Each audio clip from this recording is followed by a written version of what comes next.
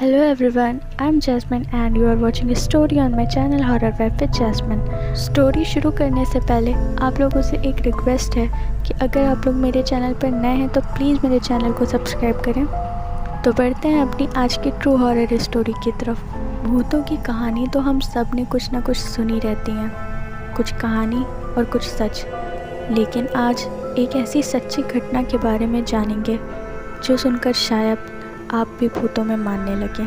तो ये बात करीब ईयर 1970 की है। सर्दी का मौसम था और एक आदमी अपनी फैमिली को लेकर एक नए घर में रहने के लिए जाता है। उस आदमी का नाम रॉजर था और उसकी वाइफ का नाम कैरोलिन था।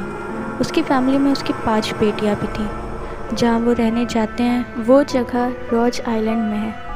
ये घर बहुत बड़ा था, लगभग 200 एकड़ में फैला हुआ था। ये घर ईयर 1736 के आसपास बना था। रॉजर ने सोचा कि वो अब यहाँ अपनी फैमिली के साथ खुशी से रहेगा, लेकिन उसे खबर तक नहीं थी कि आगे उसकी ज़िंदगी में कितनी मुसीबत आने वाली हैं। कुछ दिन बाद उसके साथ बहुत अजीब अजीब चीज़ें होने लगी। वो सब उन चीज़ों को नज़रअंदाज करते रहे क्योंकि इस घर में अभी तक उनके साथ कोई भी ऐसी बड़ी घटना नहीं हुई थी। बस जो आवाज़ें उन्हें आती थीं रात को वो बहुत ख़तरनाक होती थी। कभी कभी खेलते हुए बच्चों की आंखें सफ़ेद हो जाती थीं। कभी कभी तो बच्चे अकेले में बातें करने लगते थे।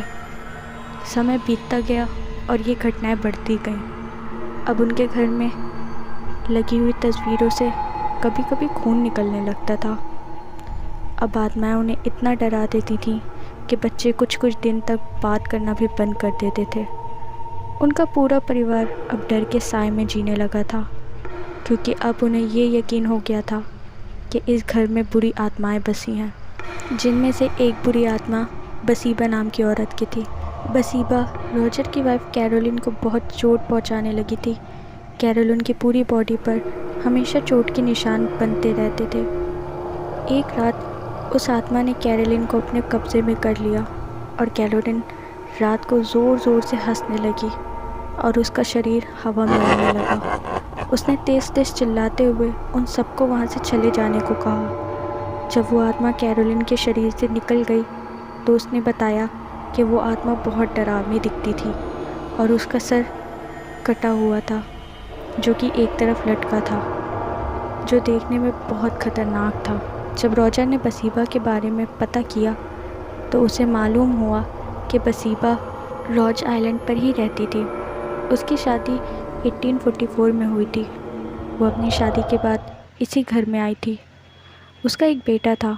ऐसा कहा जाता है कि बसीबा के 3 बच्चे और थे जिनकी मौत बचपन में ही पता नहीं किस वजह से हो गई थी, लेकिन इसकी वजह उसके ससुराल और मायके वालों ने बसीबा को बताया कि वो डायन है, काला जादू करती है और उसने अपने छोटे छोटे बच्चों को बलि काले जादू के चलते दिए।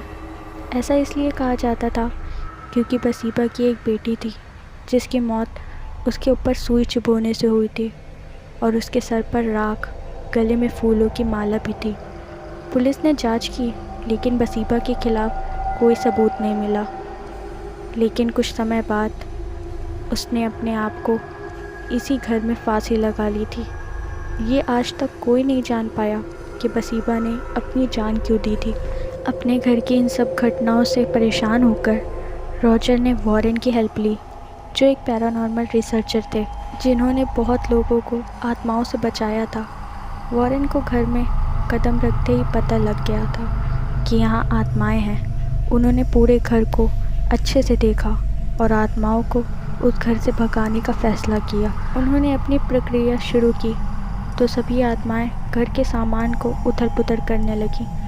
फिल्मों में बहुत चीज़ें दिखाई गई हैं पर असल में ऐसा नहीं था। वॉरेन ने एक ऐसी प्रक्रिया की थी जिससे वो डायरेक्ट आत्मा से बात करते थे, लेकिन वो इसमें कामयाब नहीं हुए। रॉजर की फाइनेंशियल कंडीशन ठीक ना होने की वजह से उसको और उसकी फैमिली को कुछ साल वहीं बिताने पड़े और फिर वो अपनी फैमिली के साथ जॉर्जिया के एक नए घर में रहने लगे। लेकिन वहाँ भी रॉजर और उनकी फैमिली को उन आत्माओं से मुक्ति नहीं मिली और कुछ न कुछ घटनाएं उनके साथ घटती रहीं। सन 2011 में इस पे एक किताब भी लिखी गई जिसका नाम house of darkness house of light है, और 2013 में द कॉन्जूरिंग फिल्म बनी जो काफ़ी हिट भी हुई थी।